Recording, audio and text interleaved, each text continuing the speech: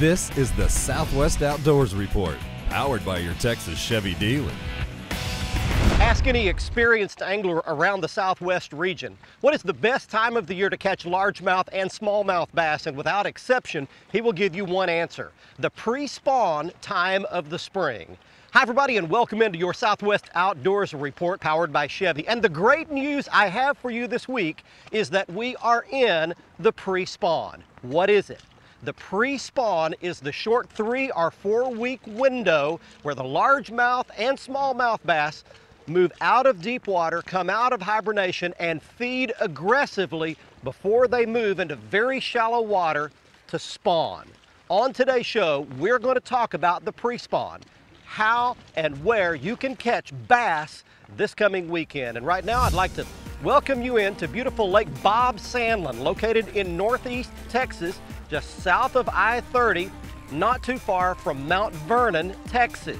It is connected on the west end to Cypress Springs Lake and on the north end to Lake Monticello. It is the largest of the 3 lakes in this chain, and it is a great bass fishery. On today's show, we'll scout around Bob Sandlin, see if we can catch a few largemouth and spotted bass, and teach you a little something about the pre-spawn in the next couple of 3 weeks. While we do that, we're going around the region for your very latest fishing reports from Cajun Phil and Kevin in Louisiana, Gary Dollahan in Oklahoma, Brian Hughes in Texas, and Bill Olson along the Texas Gulf Coast. We'll also have your weekly features like the Lawrence Hot Lake of the Week. I'll have your Barry's Real Fishing segment for some blue catfish and much more. We've got a jam-packed episode for you this week. Right now, it's back to the studio. Here's Heather with your Chevy Weekend Planner. According to the Salinar tables for the weekend, game fish will be most active a little bit after the sun comes up, from 8:15 until 11:15 in the morning. Also look for some activity right after the sun goes down from 8:30 to 10:30 in the evening. The sun is going to rise at 7:05 in the morning and set around 7:55 p.m. We won't have much moon with only 14% illuminated. Now back to Barry at Lake Bob Sandlin.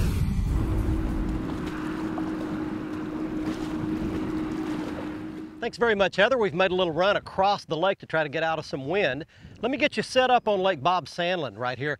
The lake consists mainly of a bunch of little sloughs, little creeks, with some really nice houses, lake houses, boat docks, all out in front of them. Not a ton of cover in the water. A few weeds along the shoreline.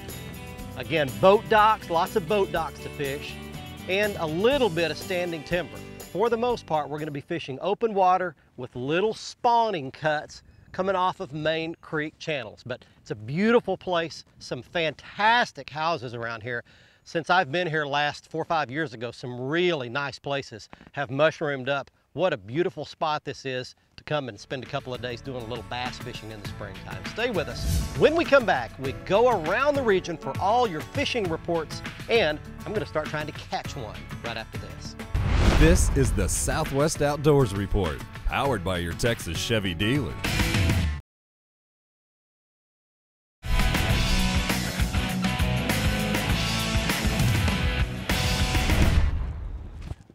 Oh, we got something started.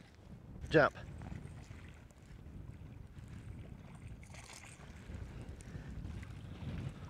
Got a mouthful of my lipless crankbait right there. All right, that'll get it started right there. Welcome back, everybody. Your Southwest Outdoors Report powered by Chevy rolls on. Nice little chunky male bass to get it started right there. We're at Lake Bob Sandlin in northeast Texas today. We're not keeping bass as usual. Let me tell you something. Talking about the pre-spawn today, the big key is that these bass have been out there very dormant. Their metabolism very slow. They eat once about every 3 days. All winter long, we've had really cold water. But when it first starts warming up and hits about 57, 58, that's when these bass get more active. Their blood gets warmer, they move up into a little shallow water, and they will actively feed. And it's the first time of the year you can catch them on a moving bait. Now that one hit a lipless, rattling crankbait, just like that one. I love red or orange in the springtime. For some reason, that's just a great color. Imitates a crawfish, I guess, color-wise. But you just get out there and crank it along. Right here, you can see behind me. This is an area down in mid part of Bob Sandlin, and it's just nothing. It's just a wide open, smooth bank, but it's about halfway back in a creek. and that's where these bass are gonna migrate to first. They're going all the way to the back of the creek to spawn, but they're not there yet. They're just actively feeding. So, watch for that water to hit the upper 50s where you live at your favorite lake. That's when you start throwing a spinner bait, rattling bait, you'll get them to bite it. Right now, let's move along to Louisiana. Here's Cajun Phil and Kevin. Hey friends, Captain Kevin Broussard here with your Fox Sports Outdoor Report from Calcasieu Lake in southwest Louisiana. I'm here with Captain Matt Griffin. Matt, looked like you had a pretty good day out there today. It was a good day. We started off early this morning, throwing some top waters, caught a few trout. The bite ended real quick, but then we went after the redfish. They're really thick right now on the south end of the lake. What was the key to catching the redfish?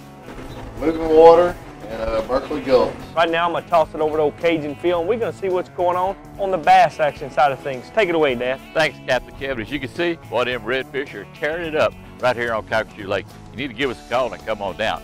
You know, as far as the bass fishing goes, I talked to Homer Humphrey up in D'Arbonne, Louisiana. Homer says, Cajun, you need to get down here right now. He said, don't wait. He said, the big bass are really on the prowl. They're moving up. But oddly enough, Homer and them catching the 3 to 5 foot of water, so they're not up on the bank. But Homer said they're catching 7 and 8 pound bass right now, and a lot of them. He said, as far as the white perch go, he said white perch are everywhere. He said we can get down there and in one day make a big old bass film and a white perch film. So old Cajun Phil's gonna be heading down to D'Arbonne in a couple of weeks. Till then though, we're gonna be down at Chalmette, Louisiana, practicing for the HT Redfish Cup tournament. Till next time, this is Cajun Phil for Captain Kevin saying give us a call. This week on Barry's Real Fishing, we're going fishing for big blue catfish. Unusual things can happen during a day of fishing, and Barry makes a very surprising discovery. You never know what you're gonna find any day you go fishing. Today, I went fishing for white bass, hybrids, and stripers, and what I found was a gigantic school of blue catfish. I happened to be driving around in 45 feet of water when I looked down on my Lowrance HDS7 and found a gigantic school of threadfin and gizzard shad. Now you can see that it's nothing but bait fish from about 30 feet all the way down to the bottom. I was swimming a small swim bait through these fish looking for hybrids, stripers, and white bass. Bite. Got him. That feels like a cat. Coming up out of deep water. Slip a net under. There we go. That's a blue cat right there. You can see he doesn't have the spots on his side. Into the frying skillet you go, big boy. I'm catching these fish on a Fenwick Elite Tech spinning rod with a lot of backbone in this deep water on a spinning reel, 10-pound line, and a little swim bait that mimics the threadfin shad. Slowly swimming it along. And I can actually every once in a while feel the swim bait bump into those shad. There's one good blue cat right there. Oh, there we go. He was probably about 30 feet down in 45 feet of water, but that is a real fat blue cat, and you can see from his belly, they're just gorging themselves on those threadfin and gizzard shad. These blue cats will school up, gang up around these bait fish right in the deepest part of the lake, so don't be afraid to go right out in the middle of the lake. There's another one right there, swimming at me. Oh, that's a good pull. The next time you're out there in the middle of the lake, you see the telltale sign of all those bait fish solid across the bottom. Put on a little swim bait, make a long cast out there, let it go halfway down, swim it through, see if you can catch you a nice mess of blue catfish in deep water. They're all over our region. Stay with us. Brian Hughes has the latest Texas freshwater fishing report, and Bill Olson gives us a saltwater update from the Texas Gulf Coast. The Southwest Outdoors Report, powered by your Texas Chevy dealers, is brought to you by Abu Garcia for life, by Navionics, we start where the road ends, by Whataburger, just like you like it, and by Mercury Outboards, #1 on the water.